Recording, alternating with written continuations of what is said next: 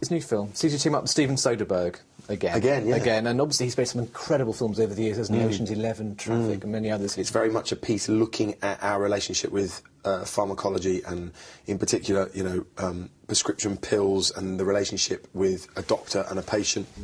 I honestly believe medication will help you. Prozac, Wellbutrin, Effexor. Maybe she's a candidate for one of these newer meds, the Blixa.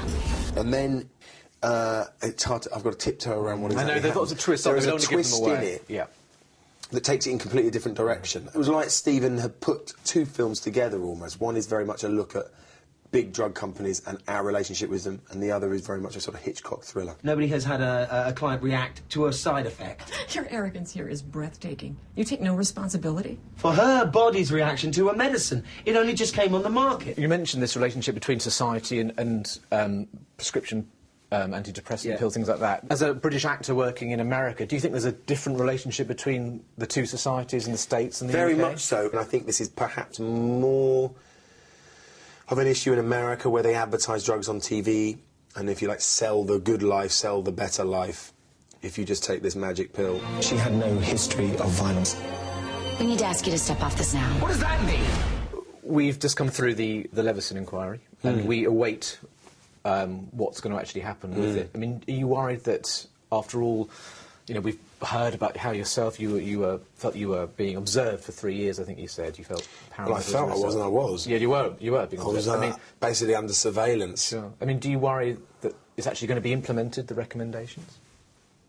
I certainly hope so. I mean, I'm not holding my breath. I'm slightly cynical about the whole thing, to be honest. I thought the initial reaction to it was incredibly dismissive and cynical on behalf of our Prime Minister. I hope it leads the implementation of a new and more efficient and more severe body that sort of polices journalism. You're 40 now.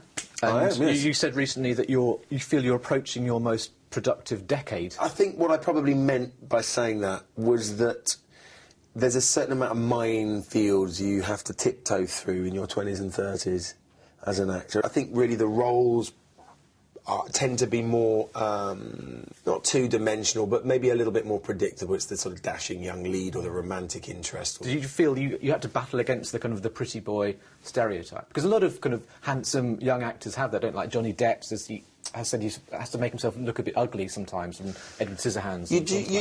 I suppose you do, and I wasn't in it just to sort of tip up and look pretty. I was in it to play parts. The funny thing looking back is, of course, as the older you get and your hair starts to go and you start to look a little rougher around the edges, you suddenly think, well, damn, why didn't I just enjoy that?